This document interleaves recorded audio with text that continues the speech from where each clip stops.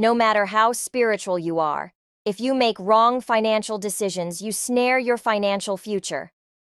Do not be deceived. God cannot be mocked. He is no respecter of persons. Whatever you sow, you reap. 2 Chronicles 19:7 and Galatians 6:7. Praying, giving, and fasting will not help you if you go about violating agreements you make with people, the church, or your spouse. The Lord Jesus taught that if you about to give an offering and you remember someone has an issue against you, you must suspend the giving and go and resolve the issue. Matthew 5:23-26. Your relationship with your fellow man takes precedence over your giving, praying, and fasting.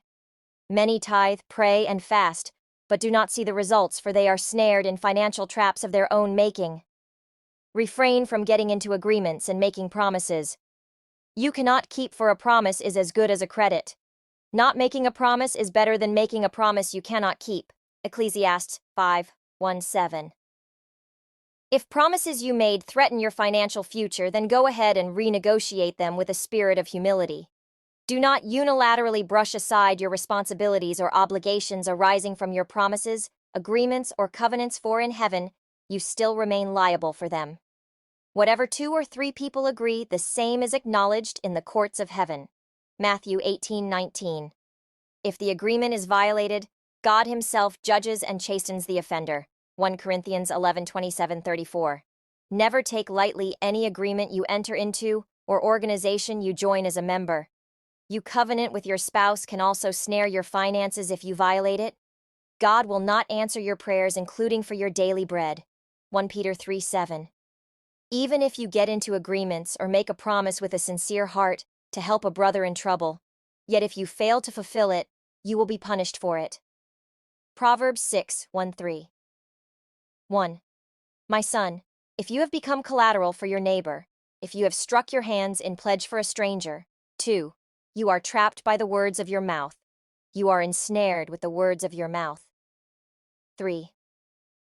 Do this now, my son, and deliver yourself, since you have come into the hand of your neighbor.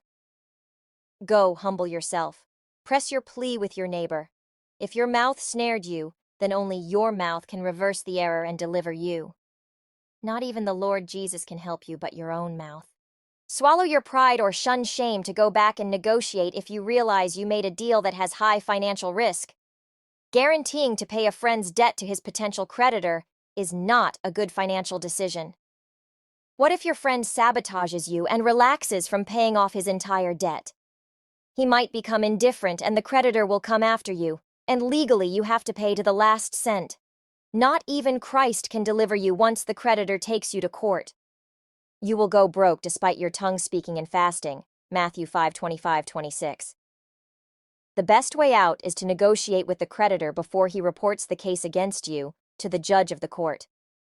When you realize you have made a very risky financial decision, you must hurry to rectify it as soon as possible before the risk materializes. Humble yourself, apologize, and make a plea to cancel or modify the deal or get grace period before it is not yet late. Plead with your friend to get yourself out of your surety agreement, lest you risk paying the borrowed capital amount in the future, should he fail to pay. It is never too late to make the right decision. You may have made a miscalculation or wrong judgment, but go and show the other party that you made a mistake and are willing to offer a practical way that is fair to all. If, for instance, you have quoted someone wrongly and undercharged them, then ring them and tell them so. Plead your case, and you might escape, even though you might have entered into an officially binding contract with them. In my landscaping business, a certain client did not water the natural grass we planted for her as frequently as we advised. Consequently, part of her grass withered. We told her she needed to replace the grass. However, she wanted us to do it for free or come out for a site visit at our expense. We were not willing to do any of those 2 options, for it was her fault that her grass died.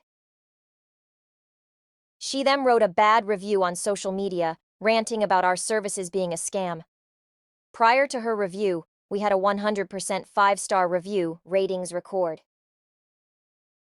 If she had not hurriedly and proudly written a bad review, we intended to resolve her issue probably at 50% of cost price, by combining her job with another. However, because she was not humble, we did not present to her that offer. Whenever you are in a financial fix, don't fall for the temptation to shout or fight. Instead, humble yourself and make pleas to escape, and you will cut your losses.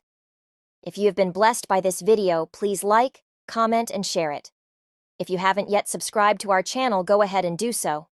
You will be enriched by our inspired and well-researched content.